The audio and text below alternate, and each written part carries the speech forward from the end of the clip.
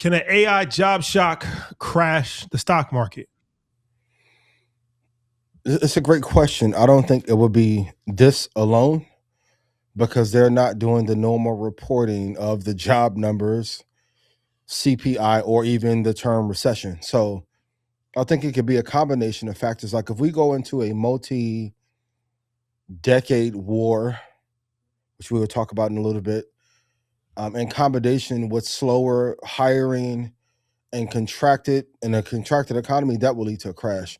But AI alone won't do it. But is it a major pillar? For sure. And there isn't enough talk because often when AI comes into play, people say, well, at some point they have to introduce universal basic income.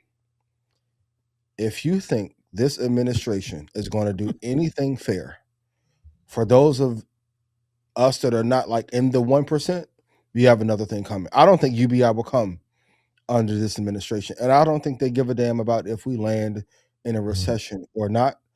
So is it a major pillar? Yes. Is it the only pillar? Absolutely not. I don't think it'll be the lever that breaks the economy wide open.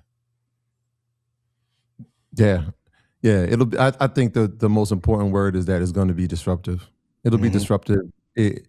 And I think what we've seen just in these first 2 months of this year is that, yes, AI is a huge piece of this puzzle.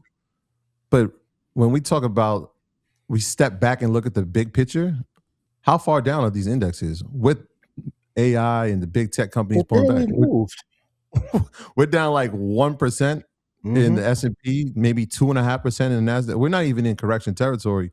Yeah. And these stocks are kind of just lagging, which is good if you're looking at a broad economy, right? Like, are utilities doing well? Are the staples doing well? Are industrials performing? Like somewhere there's a market that is actually saying, okay, well, you know, they always talk about rotation. For me, technology is always going to be part of the rotation because you need it inside of any business. But the fact that it's being spread across, like we're starting to see growth in these other areas while tech is kind of consolidating, is a good sign. And it tells you that, yes, disruptive, not end all be all. Although it feels like it if you're in some of these companies. It's still early. It's still early. You're right. It's still early. But if this was 2015 and we had this AI issue paired with this Iran conflict, the market would have dropped 12%. Like this generation of investors is smarter, and hedge funds are pouring in more. Like, and I put this on Instagram last week. Everything is already priced in. Like I was talking to sources last week about people in the Navy being moved out of certain bases into hotels in Bahrain. This was already priced in. So everyone, and we'll talk about it in a little bit, like if you should profit or not from the war. But people knew this 3 weeks ago, this is going to happen. This isn't like something that happened overnight. So, but I do agree that it's early. I think 2027 will be incredibly challenging on a number of fronts. And I think there'll be a lot of headwinds and truth that is revealed that will send the market sliding to the downside. I'm starting to agree with you a little bit more on this 2027 thing. Right? Like, bro. Some of the writing is starting to like appear on the wall for me a little bit, right? Like just forever. Like I'm extremely bullish, but I'm starting to see the signs that there's something happening here, right? When we talk about all the economic factors, we talk about the debt, but we also talk about the capex spend, which has been a huge story this year.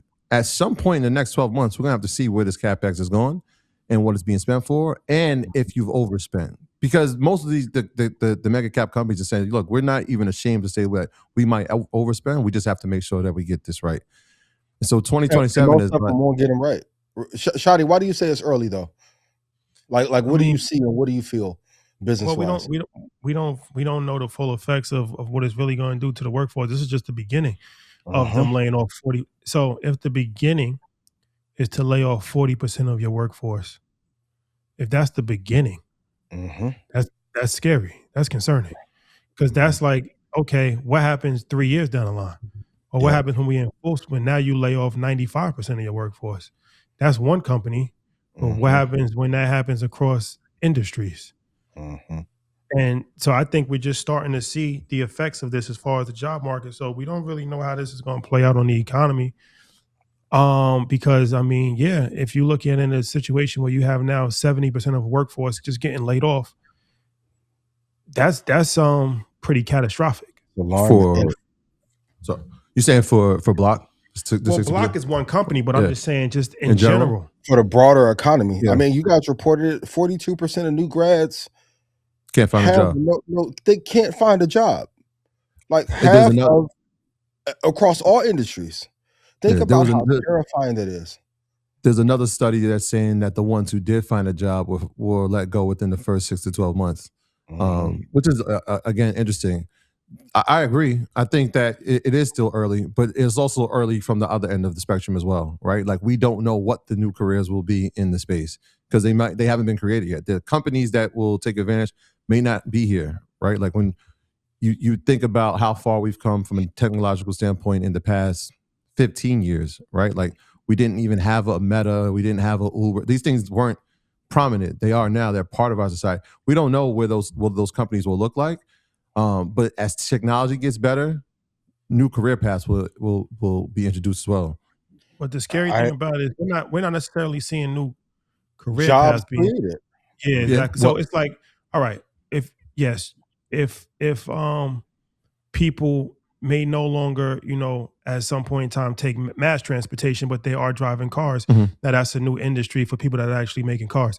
But what we're seeing is technology companies replacing humans with robots or artificial intelligence. So that's not necessarily promising for a lot of new jobs. There's a certain amount of jobs that creates on the computer science side, but it's not like we're creating new industries where it's like, okay, we moved from cotton, but now we are in factories. Like we're not necessarily creating new industries where workers are needed. Uber would be a perfect example of that, right? Transportation is the same industry. They've disrupted and changed the way that we transport, right? We transport goods, we transport each other. Whereas, like, we'll see what the technology provides. I don't know yet. That's a perfect example too, because now autonomous driving is taking that. Of a downgrade, and even with that, if you look from the crash of 2008, 2015, that job market slid down, right? Career-wise, from 2015 to 2025. Even if us using an example of Uber, there isn't broad scale benefit there, and also with capex, which is really scary. For all the companies that are spending all this money on capex, no one except NVIDIA tells you how they're going to get a return. Like if I was to say to you, Rashad Troy, give me $100 million, and you're like, what's the return? I'm like, I'll tell you later after I build a data center. You would tell me, go fuck myself. And every company but NVIDIA is doing here's the pushback. And the companies, let's take the Metas, the Amazons, the Googles, Microsoft, NVIDIA will put to the side. The people that are actually spending it or are committing to, would you agree that these are some of the greatest CEOs that have ever walked this planet? Yeah, but that doesn't directly correlate to helping. No, I'm just asking. I'm just asking. You agree? In deposition, they would say you're leading the witness, but to answer, my brother, I would say yes. Yes. And they have some of the greatest CFOs under their jurisdiction. My thing is like, can they all get this? When he spent all that money on the metaverse? Can they all afford to get this wrong? It's not about getting it wrong. If you're making more money for your shareholders and you're making more money for your company. I was to say if they get it wrong, because that's the key. It's like they're trying to say, how are you justifying the spending? How are you justifying the spending? Meta is the first one to say, like, here, we acquired a company. Here's how we're justifying the spending. Look, I like Meta, and I've said that from the very beginning. Not to cut you off. This is different than 2022 for them, for sure. Yes. But they're the first ones to say, here's how we can make revenue from it. We don't know what Amazon's going to do just yet, right? They haven't released it. They're still having to spend.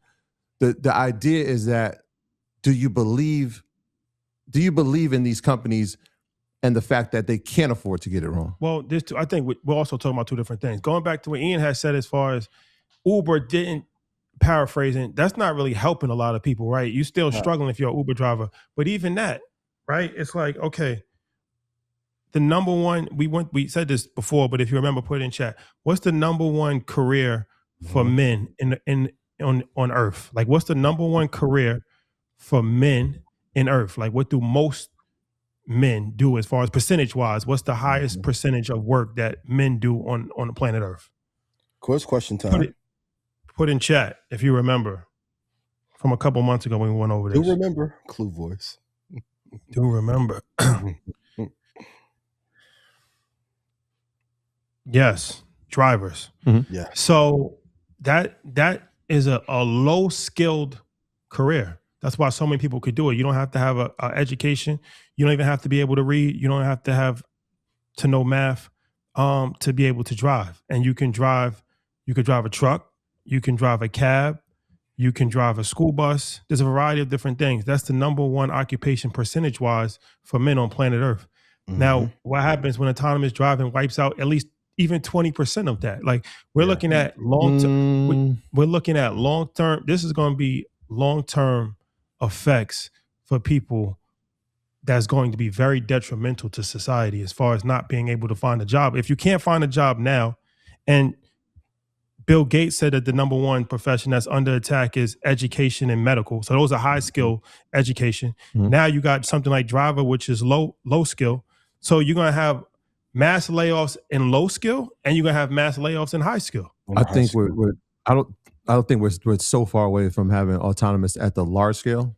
Whereas if you look at EV sales here in America, look at what the percentages of people who actually have EVs compared to the rest of the automotive industry is very small. So taking a 20% share, I don't know if we're there in the next 20 years. We may not be there. So those jobs will still be there. And that's just here in America. Like we're talking about developing countries that don't even have that technology to even force that. You know what I mean? So I think those will still stay. All right. Yeah, I agree, but I think you're talking about quality of jobs. Yeah. Hours, they're already disappearing. But we got to move on. I don't want to think because we do have a guest coming on later. But I will say this on March 6th. One final point, real quick. Yeah. Whenever a company says we're looking to disrupt an industry, it's no different than the war attack. They're looking to unstabilize a current ecosystem and take the market share for themselves. Even though there's been an addition of Uber, DoorDash, that delivery system, that does not replace the jobs that were lost from the 2008 crash. The job market is still, those jobs that were erased in 2007, 8, and 9 never came back. So to your point, Rashad, because I think we're arguing two different points, but to be very clear, the quality of the job market over the last 10 years has not dramatically improved. And that shows in the wages. But they'll argue that people have jobs, right? Like that'll be the argument. Yes, they're not the highest paying, but people are employed. A lot of people aren't employed though. According to their unemployment rate, I mean, you could believe releasing numbers. Well, they did, but I mean, you could say like, hey, who's gauging those numbers? Like, do we believe the numbers? On March 6th, a month. That's a fact. On March 6th, we'll be in Queens, St. John's University in Queens, New York, for the Financial Freedom Summit. That's presented by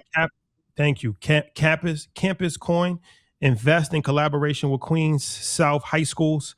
This year, there will be continue to grow under the leadership of Superintendent Joseph Yves. Will be speaking with 1,500 New York City public school students about ownership, investing, building wealth, and a variety of different other things. So, yeah, tap in, follow Campus Coin Invest for more information. But yeah, a couple of days we'll be in Queens. So speaking of high school students in the Queens area, so shout out to Queens. Queens get the money.